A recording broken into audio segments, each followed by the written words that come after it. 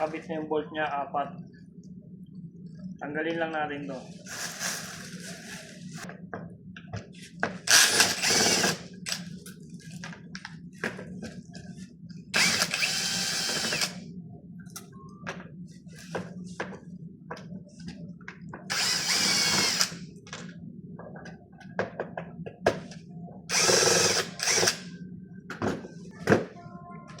Kakabit natin. Heavy duty mechanism.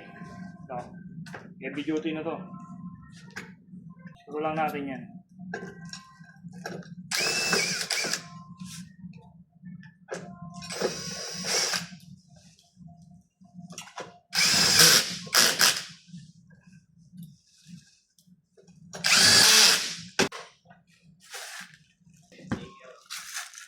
Gaslit. Bukod pa dyan. Ayun. Bukod pa yan. Dito. Gaslit nakabit na natin. Heavy duty base. Aluminum chrome. Naka-chrome na rin yan. Ang tingkad. Tapos kinabit ko na rin yung heavy duty na castor. Ganyan lang. O, tapos na. Tapos na tayo. Ganyan lang katimple. Ayan o.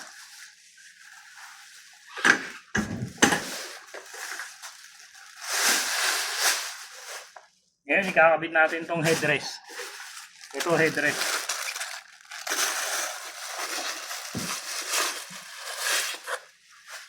May pang cover din siya. Dito natin ikakabit yan. Ito ang gagamitin natin. Meron siyang pre-Allen wrench 5mm. Ito. Tapos ito yung mga screw niya. 8 piraso. Kabit natin. Yung ano doon, mataas. Dito to galing.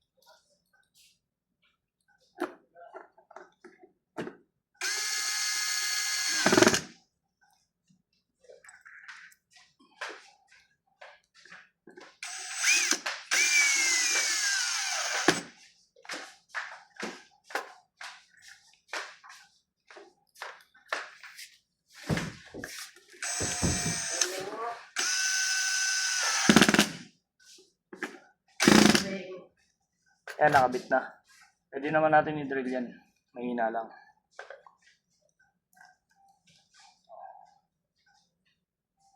Over.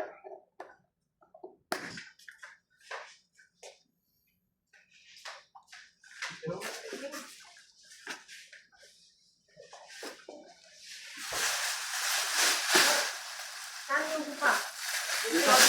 Dito yun, isa. Isa. Ewan kung saan yung isa. Isa lang dito. Baka dyan yung isa. Dalawa daw yung TV. Dalawa daw yung TV rito. Karga ko na yun eh. Patong dito.